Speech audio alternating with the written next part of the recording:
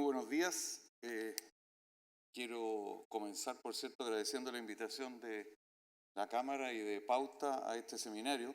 Felicitar a la Cámara por el grandioso edificio que han construido y este magnífico auditorio también. Son grandes y muy buenas instalaciones. ¿Cuántos minutos tengo, perdón?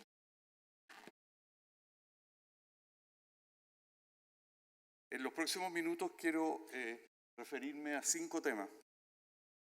Primero, contarles en qué está la discusión del proyecto de reforma en el Parlamento, que es lo que viene en las semanas próximas. Luego, resumirles muy brevemente cuál es la situación del proyecto hoy día y qué características tiene el proyecto luego de culminar la tramitación en la Comisión de Trabajo de la Cámara de Diputados. Quiero detenerme después en algunas reflexiones sobre el contexto en el cual se da la discusión de reforma de pensiones y cómo ese contexto influye en las decisiones que se están tomando respecto a las características del proyecto. A continuación, quiero, para que no se nos olvide, recordar qué es lo que se está logrando con esta reforma, cuáles son los efectos que va a tener, o que esperamos que tenga, y voy a terminar con 2 o 3 comentarios. El proyecto culminó su tramitación en la Comisión de Trabajo de la Cámara de Diputados hace ya unas 3 semanas. Actualmente el proyecto está en la Comisión de Hacienda de la Cámara de Diputados. El proyecto ingresó a la Comisión con suma urgencia, que se le ha renovado, pero en esa comisión la discusión todavía no ha terminado. Perdón, no ha comenzado. ¿Ya? Esperamos que comience la próxima semana con la presentación de las características del proyecto que hacen los ministros de Hacienda y de Trabajo. Luego de culminar el trámite en la Comisión de Hacienda, el proyecto tiene que ir a sala, ser votado, de ahí ir al Senado, probablemente en el Senado recorrer un camino similar, Comisión de Trabajo, Comisión de Hacienda, como es muy probable que el Senado apruebe un proyecto distinto al que ingrese, después va a tener que ir a Comisión Mixta, le queda un camino relativamente largo por recorrer, pero con la buena voluntad de las partes, seguimos con la idea de tener el proyecto aprobado lo más temprano posible este año para poder comenzar a implementarlo a comienzos del año 2020.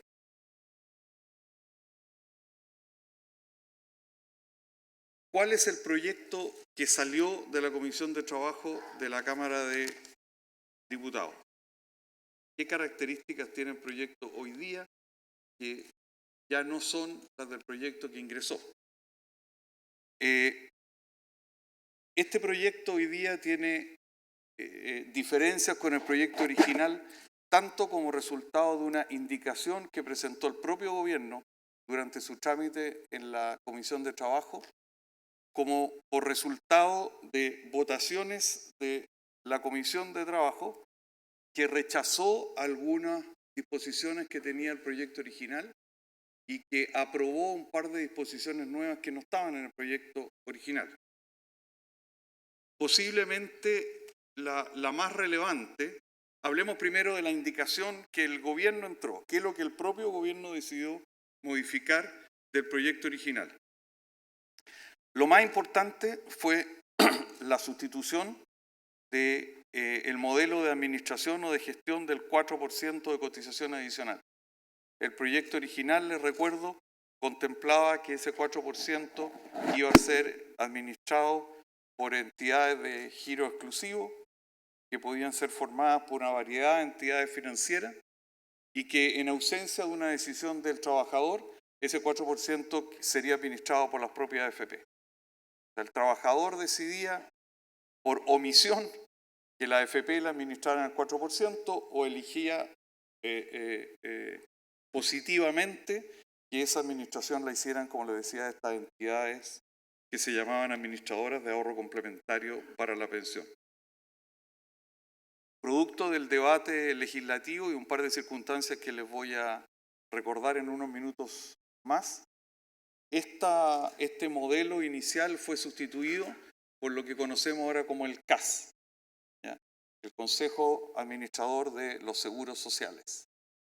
El CAS es una entidad de carácter público con personalidad jurídica y patrimonio propio que tiene la responsabilidad, la doble responsabilidad de administrar el 4% y de administrar dos seguros sociales inicialmente, que son el seguro de dependencia y el seguro de la ley sana, que es la ley de acompañamiento a los papás de niños, de menores que están sufriendo enfermedades graves. Y en lo que se refiere a la administración del 4%, lo que tiene que hacer el CAS, en virtud del mandato que la ley le fija, es licitar la gestión de los fondos respectivos entre administradoras privadas de giro exclusivo. La ley establece, o el proyecto de ley, perdón, que esa licitación se tiene que hacer entre al menos dos de estas entidades que se llaman agentes de inversión, las que a su vez van a invertir los fondos conforme a lo que señala la ley, conforme a lo que señala un régimen de inversión que aprueba la Superintendencia de Pensiones y conforme a lo que señale la política de inversión, que a su vez tiene que estar sujeta al régimen, política que es aprobada por el Consejo del CAS. Las personas, los trabajadores van a poder elegir entre los administradores que el CAS escoja por licitación y las personas también van a poder elegir entre dos portfolios que cada uno de esos administradores va a tener que manejar. Un portfolio que se ha llamado ciclo de vida y otro portfolio que es similar al fondo C que manejan las AFP.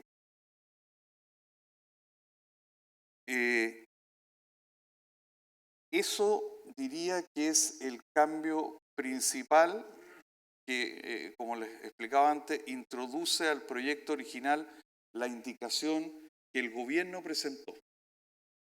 Pero además, la comisión en la votación que se hizo artículo por artículo rechazó algunas disposiciones que contenía el proyecto original. Algunas son, llamemos así, de menor importancia, pero otras son relevantes. Y entre las relevantes que se rechazaron en la discusión en esa comisión está la diferenciación de beneficios por edad en el pilar solidario. El proyecto original contemplaba que los beneficios del pilar solidario, que les recuerdo son la pensión básica solidaria, que es una pensión que paga el Estado a todos los trabajadores que nunca han cotizado en ningún sistema previsional, más el aporte previsional solidario, que es un complemento que el Estado paga a las pensiones más bajas. Esos dos beneficios planteados el proyecto original se iban a diferenciar por edad. Y a mayor fuera la edad del pensionado, mayor iba a ser el monto de ese beneficio. Pues bien, la Comisión de Trabajo, les decía, rechazó esta diferenciación por edad, por lo tanto, en la forma en que está el proyecto hoy día, esos beneficios del pilar solidario mantendrían la característica que hoy tienen, que es un monto igual, idéntico, independientemente de la edad del afiliado. La Comisión de Trabajo también rechazó la rebaja del encaje en la AFP. El proyecto original proponía una rebaja del encaje desde el 1%, que hoy día están obligados a mantener la AFP, al 0,5%. Esa rebaja fue rechazada. El tercer cambio relevante que hizo la Comisión de Trabajo fue que se rechazó un artículo que incluía dos propuestas. Una para que la Superintendencia de Pensiones mantuviera un registro de vendedores. Todos los vendedores que hacen la gestión comercial de las AFP iban a tener que estar inscritos y registrados en ese registro. No iba a poder ejercer la labor de vendedor quien no estuviera inscrito en ese registro. Y ese mismo artículo incluía una disposición que permitía a los vendedores que distribuían productos de ahorro provisional voluntario vender AFP, a los vendedores de AFP vender también productos de ahorro voluntario. Ese artículo completo fue también rechazado. Estos dos cambios pueden parecer a los que no están muy metidos en la discusión de organización de la industria en materia de pensiones, les pueden parecer medio exóticos o menores, pero los dos artículos y además el de rebaja de encaje sí tienen un impacto significativo en la forma en que la industria se organiza y compite. Por eso lo incluí dentro de aquellos cambios relevantes que introdujo la Comisión de Trabajo. Al mismo tiempo, la Comisión aprobó dos disposiciones que no estaban en el proyecto original. Una disposición para, en realidad aprobó una prohibición, es una cosa rara. Aprobó una prohibición para que las AFP carguen al fondo de pensiones las comisiones de intermediación. Esto es una cuestión de extrema importancia y gravedad lo que sucedió. Esto se refiere en el lenguaje popular, que es bien inapropiado, pero así se conoce el concepto de las famosas comisiones FATAM. La AFP, cuando invierten parte de su portfolio en el exterior, lo hacen a veces a través de intermediarios que son agentes especializados en manejar carteras de inversión. Las comisiones que cobran esos agentes a cualquiera de sus partícipes, no es que cobre una comisión distinta a la AFP que a cualquier otro partícipe mundial, esas comisiones pueden ser cargadas al fondo de pensiones con ciertos límites que establece la regulación. La Comisión de Trabajo, como les decía, aprobó prohibir que se puedan cargar esas comisiones al fondo de pensiones, lo que significa en la práctica prohibir o limitar la inversión de fondos de pensiones en una gran variedad de instrumentos en el extranjero, con un perjuicio potencial importantísimo para los afiliados. Esto es algo, como las otras cosas que les voy a mencionar, que probablemente va a haber que volver a discutir y tratar de reponer en lo que sigue el trámite del proyecto. Y también la Comisión de Trabajo aprobó, y esto fue en acuerdo con el gobierno, establecer una estrategia nacional de educación previsional que sirva para enmarcar y dar un sentido de dirección a todos los esfuerzos en materia de educación previsional que están haciendo una variedad de entidades públicas y privadas en el país hoy día. Hay responsabilidades de educación previsional distribuidas entre las propias AFP, por supuesto, la Superintendencia de Pensiones, la Subsecretaría de Previsión Social, el Instituto de Previsión Social, la Superintendencia de Seguridad Social y podríamos seguir. La idea es coordinar mejor todos los esfuerzos que se hacen en esta materia y eso a través del instrumento que se escogió fue esta Estrategia Nacional de Educación Previsional. Esos son los cambios más relevantes que tiene el proyecto respecto a su versión original. En el gobierno estamos en este mismo minuto analizando y discutiendo cada uno de estos cambios y es muy posible que muchas de las disposiciones que fueron rechazadas se intente por la vía de indicaciones reintroducirla en el proyecto y tendremos oportunidad durante el debate legislativo que viene de explicar por qué queremos insistir en esas disposiciones. Bueno, esta es la película de dónde estamos, ¿ya?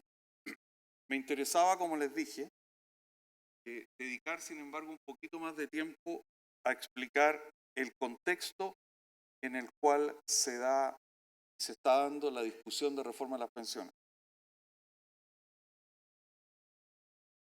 Sin una consideración a este contexto es muy difícil entender algunas de las cosas que se están haciendo y varias de las decisiones que se están tomando. Hay tres cuestiones de contexto, en mi opinión, relevantes, particularmente relevantes. La primera es que si no avanzamos en una reforma de pensiones ahora, se va a consolidar un escenario muy complejo que sin duda alguna va a influir y va a marcar las discusiones de reformas futuras. Que no se haga una reforma de pensiones ahora no significa que el debate de las pensiones en Chile se agota. Por el contrario, si no hacemos una reforma ahora, ese debate va a aumentar en intensidad. Mi impresión es que las posiciones se van a hacer más extremas. Mi impresión es que va a ser aún más difícil llegar a acuerdos.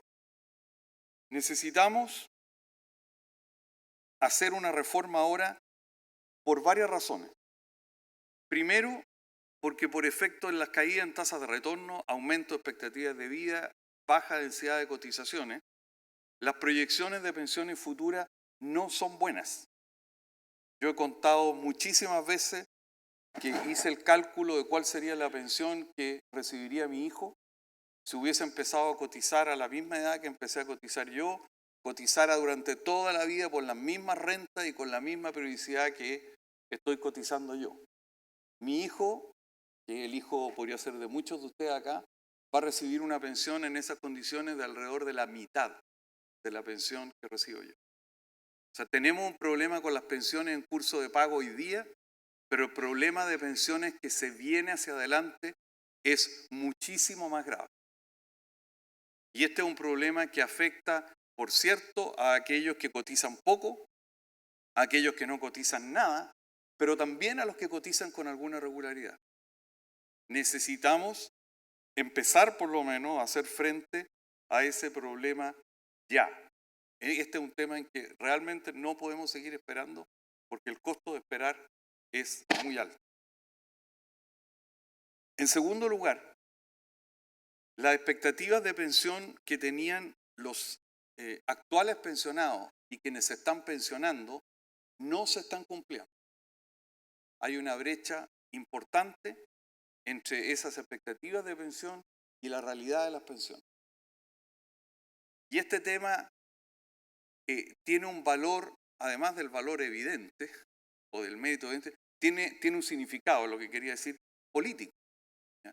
Quienes más se están presionando por reforma de pensiones hoy día no son los jóvenes, son las personas que están ya recibiendo su pensión y las que se comienzan a pensionar en estos años. Aquellos que están más próximos a la pensión son aquellos a quienes más les preocupa el tema de pensiones. Si hiciéramos una encuesta en esta sala ahora, probablemente los jóvenes dirían que sí el tema les preocupa, pero es un tema medio conceptual, está demasiado lejos en el tiempo, 30, 40 años más adelante. Pero aquellos que ya estamos pasaditos los 60 o acercándonos, o los pensionados, el problema lo tenemos al frente nuestro. Y ese grupo de gente es el que está sufriendo este shock de expectativas. Ese grupo de gente, el que por las razones que ya se han más que explicado, son más que conocidas, están recibiendo pensiones muy por bajo lo que esperaban. Esa gente es la que está presionando por una reforma. Esa gente es la que está creando el clima político dentro del cual la reforma se discute. Y a esa gente, por lo tanto, hay que darle alguna respuesta para, como parte de la solución que, tal como les dije, tiene que incluir un componente muy importante también de largo plazo. La tercera razón, o el tercer factor que le está dando forma a este escenario complejo dentro del cual se discute la reforma, es que la adhesión pública a las AFP es extraordinariamente baja. A la AFP se la está haciendo responsable, y a la AFP y por lo tanto a la industria y por lo tanto al sistema, se le hace responsable de los malos resultados de pensión. A la AFP no se las percibe totalmente alineadas con los intereses de los aportantes.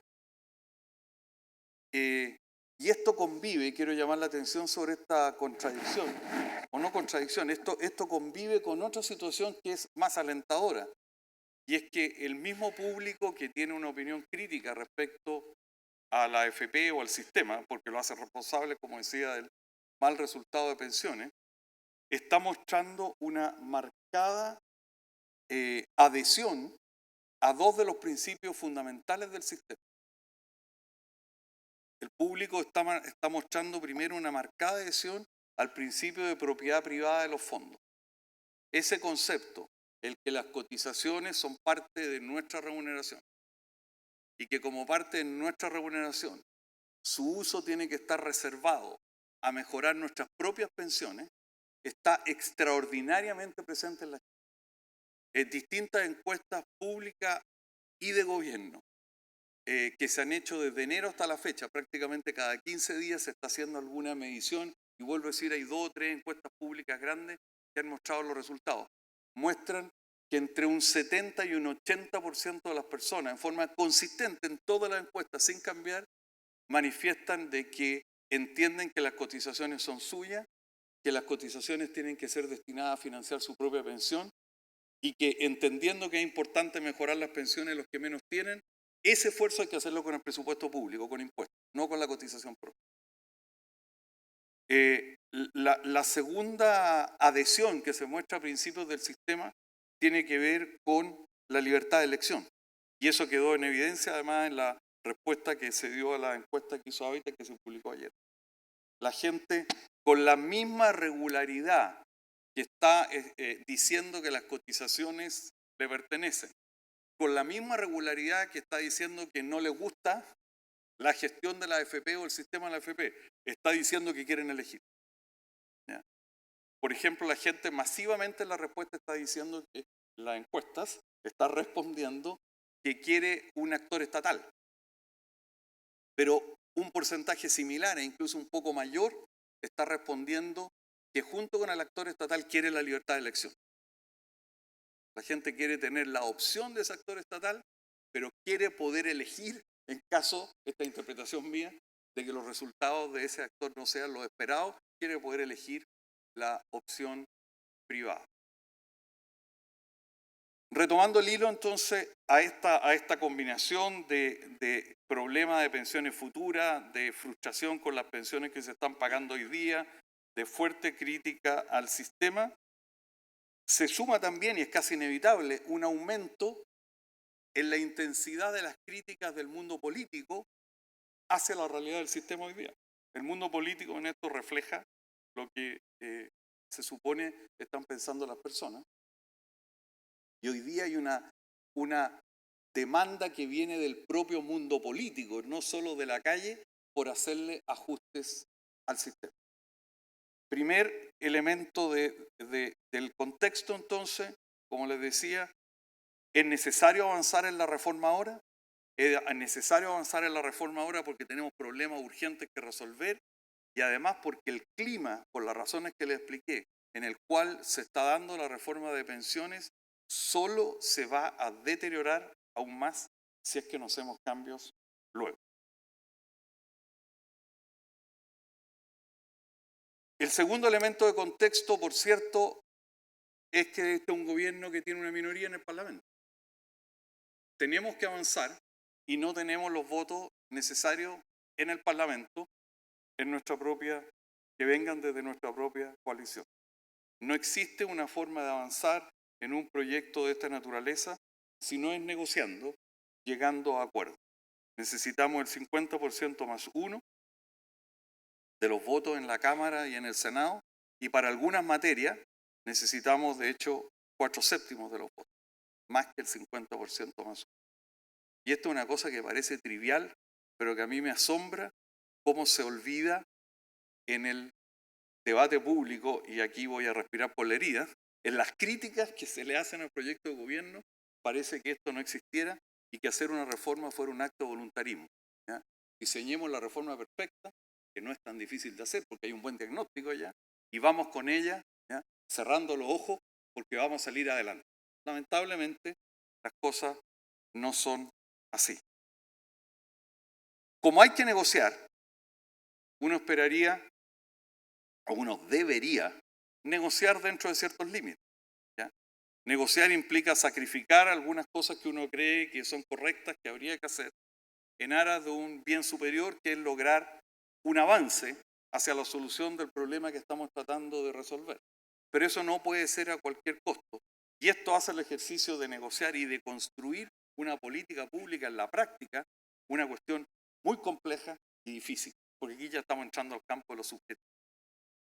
Pero me pareció y me parece necesario que se entienda bien cuáles son los límites dentro de los cuales esa negociación se está dando hasta la fecha. Y voy a explicarme en un minuto más por qué esta énfasis en hasta la fecha. La oposición hasta la fecha ha puesto un límite clarísimo. Ni un peso más para la AFP. No me gusta el límite, lo encuentro un límite equivocado e injustificado, pero ese límite existe. Y ni un peso más para la AFP significa eso. Ni un peso más para la AFP. Eso significa, por ejemplo, que la oposición hasta la fecha rechaza incluso la idea de la AFP estatal, porque sería una AFP, independientemente de su propiedad. Y el límite es ni un peso más para la AFP. Y ese es un límite, en sus palabras, intransable, una línea roja. Ese límite no están dispuestos o no han estado dispuestos hasta la fecha a cruzarla. El gobierno ha fijado sus propias líneas rojas o límites. Y esos límites reflejan los 3 principios que creemos son la base sobre la cual se ha construido nuestro sistema de pensiones en las últimas décadas.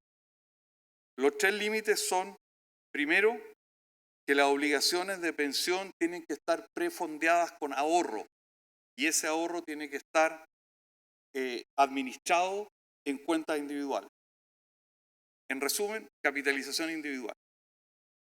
La necesidad, la conveniencia de prefondear con ahorro las obligaciones de pensión futura nos parece una fortaleza central de nuestro actual sistema de pensiones que no estamos dispuestos a perder.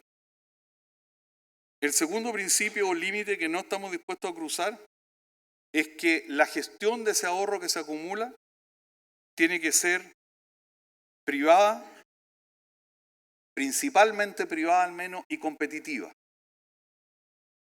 No creemos en una gestión principalmente pública y monopólica de los ahorros que se están acumulando para prefondear las obligaciones de pensión.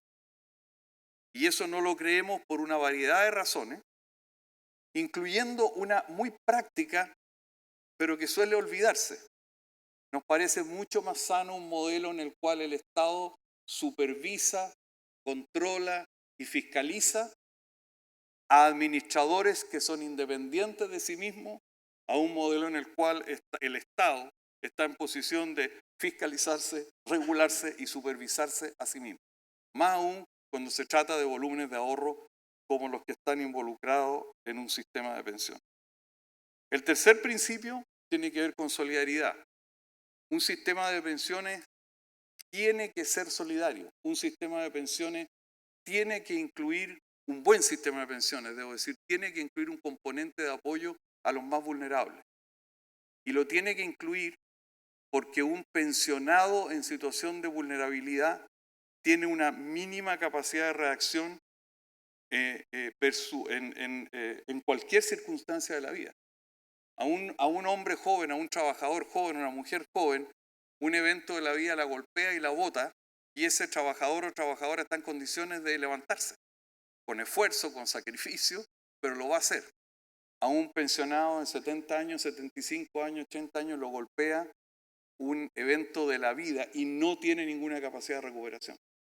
Es la vulnerabilidad de la tercera edad una razón central que obliga a considerar elementos de solidaridad en un sistema de pensión. Pero esa solidaridad, y este es nuestro principio, creemos que tiene que ser financiada con el presupuesto público y no con cotizaciones. Y esto no es, o yo quiero creer, no es una cuestión de ideología, es una cuestión de argumentación práctica. La solidaridad, para que sea solidaria, tiene que ser desde los que más tienen hacia los que menos tienen. Y una solidaridad financiada con cotizaciones no cumple esa característica. Si dividiéramos esta sala entre 1/3 los pensionados y 2/3 los trabajadores, y le cobráramos a esos 2/3 una cotización para mejorar las pensiones de los pensionados, nos vamos a encontrar con que hay trabajadores ricos y pobres entre esos 2/3 que le están financiando pensiones a pensionados ricos y pobres. ¿Qué sentido tiene que un trabajador pobre le financie la pensión a un pensionado rico?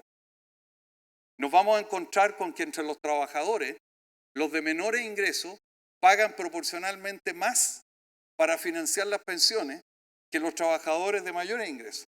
Porque los de menores ingresos lo único que tienen como ingresos es su remuneración. Los de mayores ingresos, además de la remuneración, tienen otras fuentes de ingresos y sin embargo están pagando, comillas, un impuesto solo por la remuneración que reciben.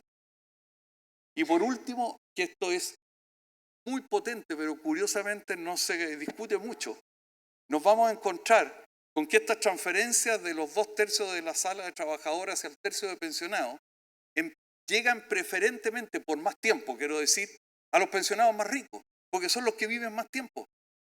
Y eso está absolutamente documentado. La relación que hay entre nivel de ingreso y expectativa de vida. La solidaridad financiada con cotizaciones es inevitablemente regresiva. La solidaridad financiada con impuestos puede tener elementos regresivos, pero esos elementos regresivos se pueden corregir a través del mismo sistema tributario y de la forma en que se asigna ese gasto. Parece que estoy muy pasado de tiempo, ¿no? ¿Cuánto me queda?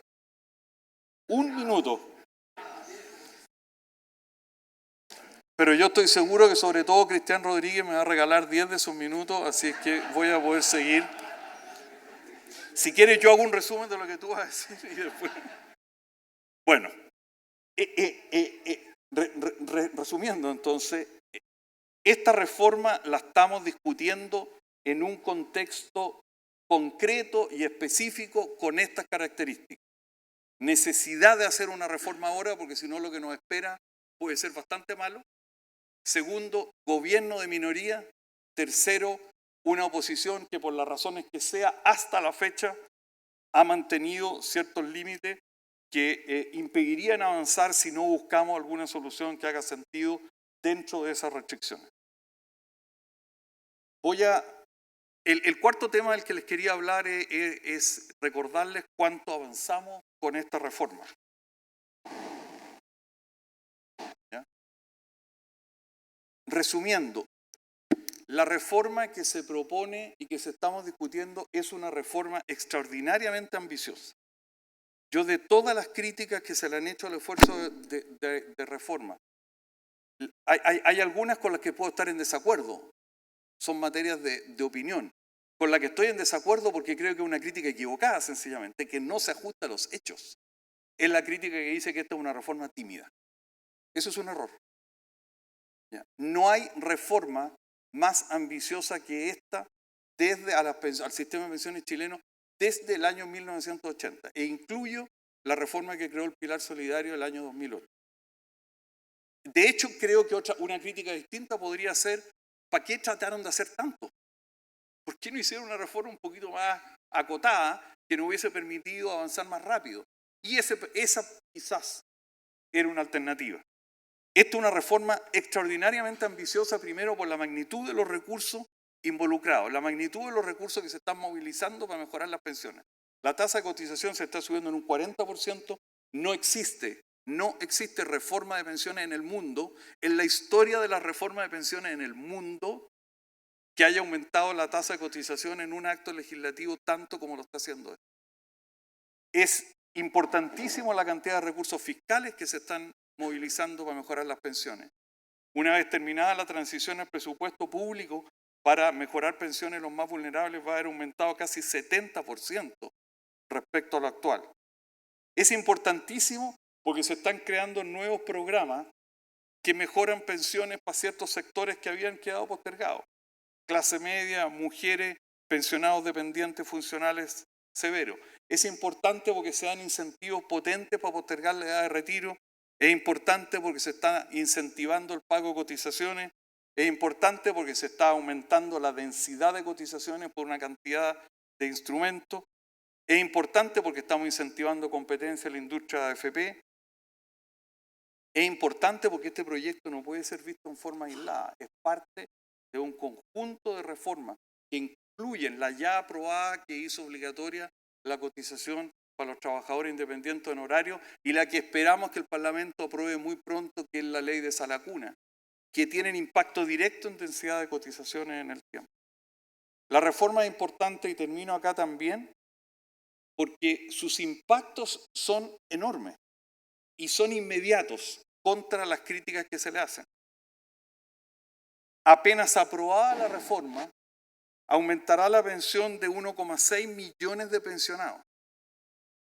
2 millones de pensionados verán incremento o recibirán incrementos de pensión a partir del tercer año de la reforma. 2,4 millones de pensionados van a recibir aumentos de pensión a partir del séptimo año de la reforma. El 60% de esos beneficiarios son mujeres, que es uno de los grupos que se quiere beneficiar. Hay aproximadamente 500.000 pensionados, medio millón, que no recibe hoy día beneficios del Estado, que van a comenzar a recibir beneficios producto de los nuevos programas solidarios que se están creando. Es importante por el monto del aumento. En promedio y mediana, las pensiones aumentan de estos 2,4 millones de pensionados en un 20%. Con algunos sectores, los pensionados de mayor edad, mujeres, que pueden recibir aumento hasta del 50% en el monto de la pensión que reciben. Termino diciendo que inevitablemente las reformas de las pensiones son procesos muy complejos. Pero hay que entender que la reforma de las pensiones son eso, son procesos, no son actos únicos. Y son procesos que avanzan sometidos a las restricciones políticas y presupuestarias del momento. Construir un proyecto de reforma de pensiones no es un ejercicio académico que se puede hacer en un laboratorio donde no hay restricciones y no hay fricción. Desde esta perspectiva me parece que hay que juzgar el proyecto del gobierno por lo mucho que logra y no por las cosas que deja de hacer. Muchas gracias.